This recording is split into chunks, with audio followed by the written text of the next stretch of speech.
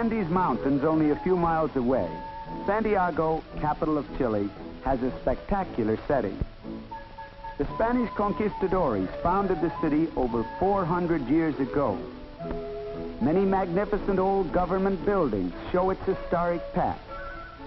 But it is also a city of fine new buildings, of handsome plazas and parks, of wide and attractive boulevards. Growing each year in size and importance, Santiago's population approaches the million mark. Fourth largest in South America and the principal city on the west coast, Santiago is a real metropolis, buying and selling goods from all over the world. Perhaps what most impresses the newcomer is the modern architecture. Here, for example, is a splendid new hospital with the most up-to-date medical equipment. This is a large housing unit that would excite admiration anywhere for its simplicity in design. The government has recently built many such projects. In public housing, Chile is one of the most advanced countries in Latin America.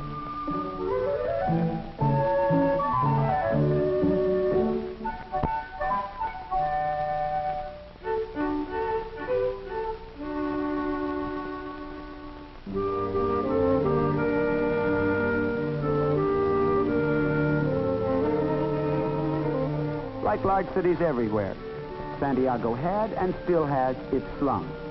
Probably 1/3 of the nation used to live in such adobe tenements.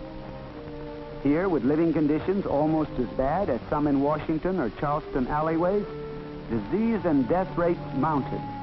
For a time, Chile's infant mortality rate was dangerously high. With only the most primitive facilities for heating and cooking, without plumbing, with 5 or 6 persons crowded into a single room, with people too poor to buy screens or sufficient food, disease spread rapidly. In Santiago, tuberculosis alone claimed thousands of victims each year.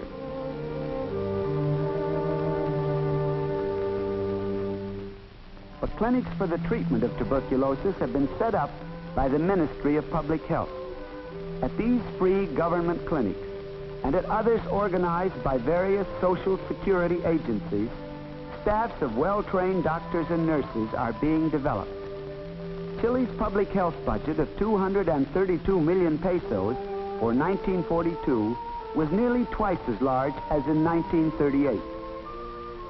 But clinics and sanitariums are still overcrowded, with patients from areas where there is inadequate housing. To understand what Santiago and Chile have been doing to meet their housing situation, we are going to spend some time with a typical Chilean family. In the heart of Santiago, in a modern peluqueria or barber shop, we see the father, Manuel Blanco, at work. Later we shall meet his wife, Teresa, and their 3 children.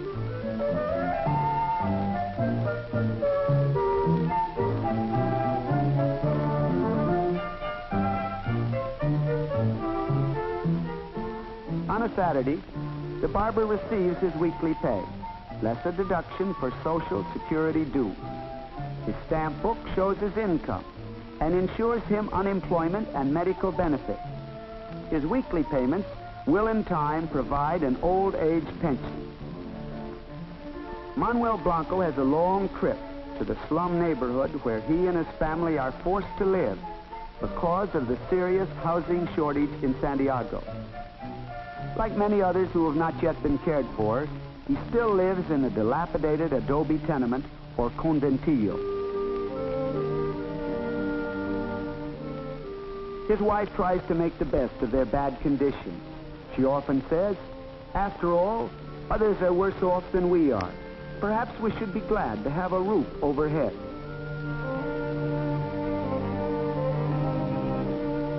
But the barber comes home tired, discouraged and unhappy.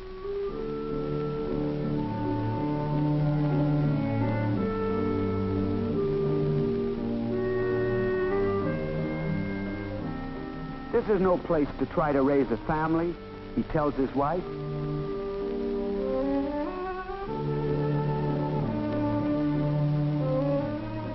Even his two lively daughters, Juanita and Dolores, failed to cheer him up.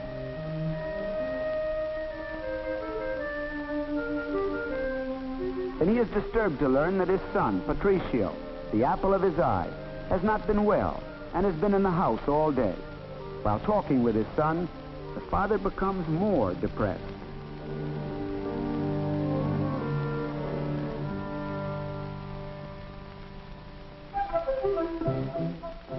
At the Caja de la Habitación Popular, or Government Housing Bureau, Senor and Senora Blanco fill out an application for admission to one of the many units being built in Santiago. But applications for new living quarters are not automatically approved.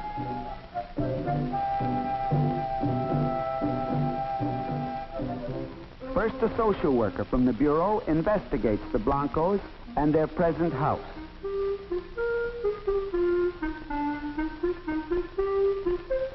Only those living in substandard dwellings are eligible for admission, and the family income must be high enough to make the small monthly payments required to buy the new home.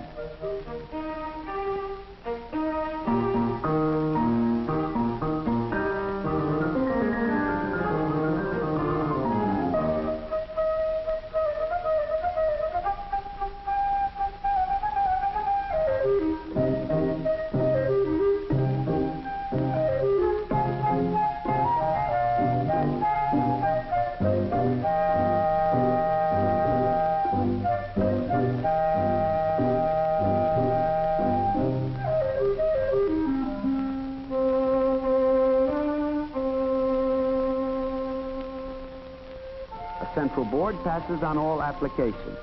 A family entering a housing unit is on probation for 1 year. After proving desirable tenants, the family becomes owner of the new apartment, subject to a 20-year mortgage. It is one of the happiest days of the Blancos' lives when they learn that they have been accepted as tenants in a government unit. The Blancos spend a day looking over a housing unit under construction. They discuss the relative merits of bungalow and two-story dwellings. The Housing Board prides itself on the variety of homes to be found in its project. The Blancos have been assigned to a two-story house, and they see its duplicate being built. Here are the plans.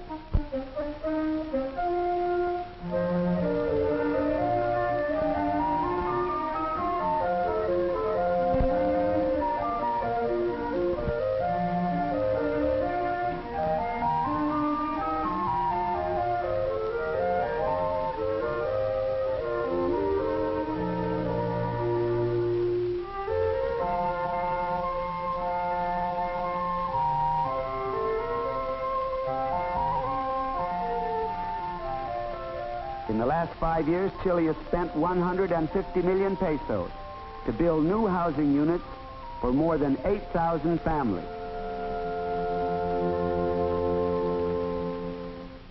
A long time has elapsed since the Blancos first applied for new housing, but at last moving day arrived. From their crowded, dark little house, they moved to a fine new home at Poblacion Vivacete.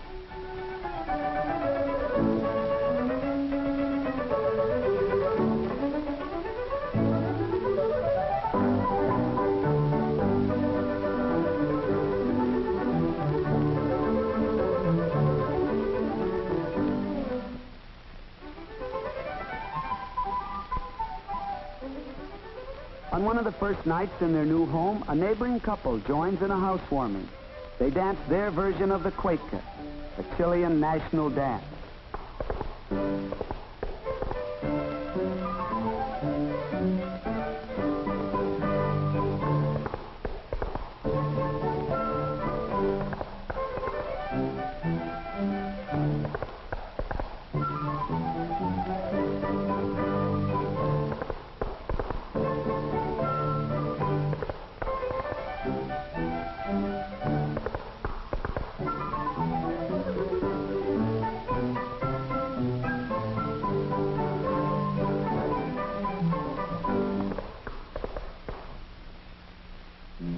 Let us spend a typical morning with the family. In their new home, the the Blancos probably represent fairly well about 1/3 of Chile's million families. A small group in Chilean society, perhaps 10,000 wealthy families, live in much better circumstances.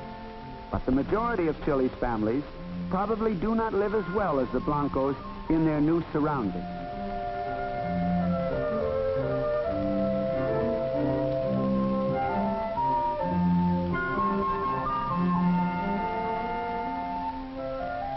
Chilean nutrition experts would like their countrymen to eat twice as much meat and 4 times as much milk products as they do now.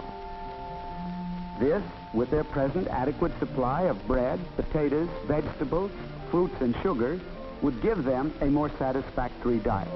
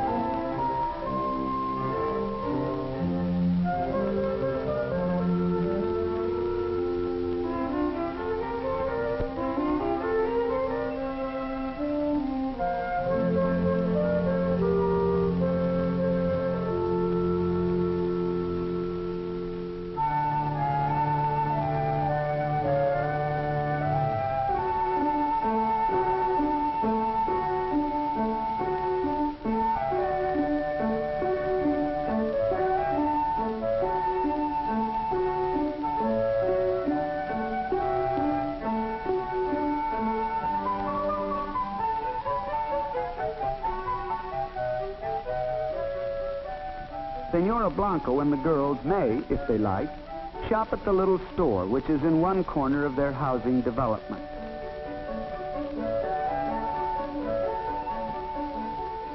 But for fresh vegetables, she patronizes the outdoor market in the nearby park.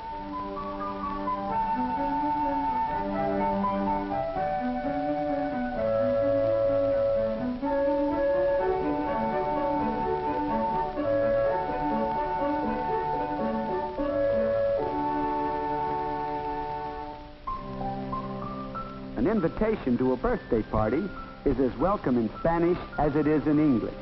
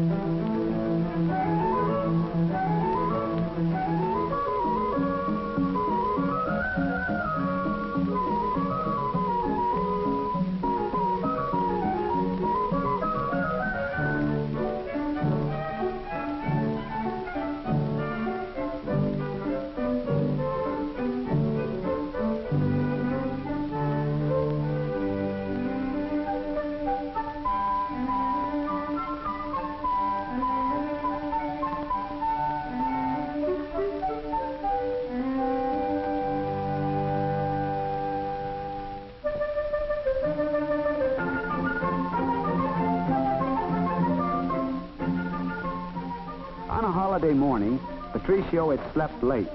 He is called by friends who suggest a swim in the nearby Carabinero pool.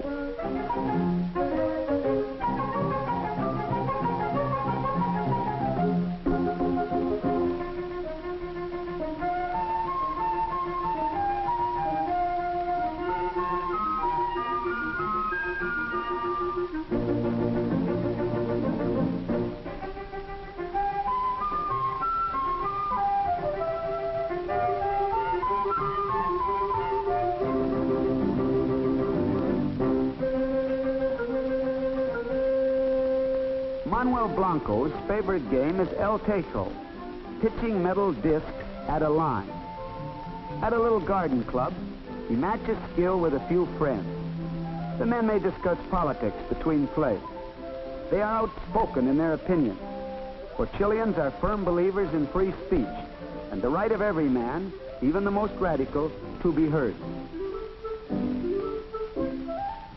After the game, the Blancos eat a picnic dinner.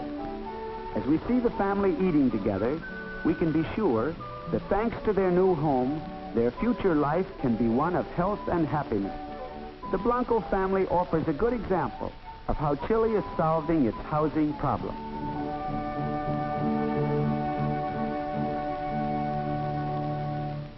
The tenements are gradually disappearing, in spite of many obstacles, such as lack of money and a tendency to keep to the old ways. The lower income groups, once badly housed, clerks, street peddlers, cooks, day laborers, are slowly but surely receiving better housing.